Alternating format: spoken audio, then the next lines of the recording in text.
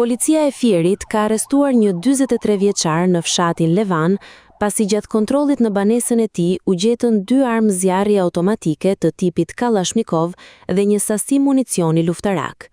Ndërhyrja në banesën e të dyshuarit u krye nga shërbimet e komisariatit lokal dhe forcave shqiponja, pas mbledhjes së informacioneve se ky shtetas mbante armatim pa leje. Armët e sekuestruara janë dërguar në Institutin e Policisë Shkencore për ekzaminim balistik. Ky procedur do të përcaktojë nëse këto 2 Kalashnikov janë përdorur në ngjarje të tjera kriminale të mbetura të pasbardhura. Ndaj të arrestuarit ka nisur procedimi për veprën penale të mbajtjes pa leje të armëve dhe municioneve luftarake. Materialet hetimore dhe provat e bllokuara janë dorëzuar zyrtarisht prokurorisë pranë gjykatës së shkallës së parë të jurisdiksionit të përgjithshëm Fier.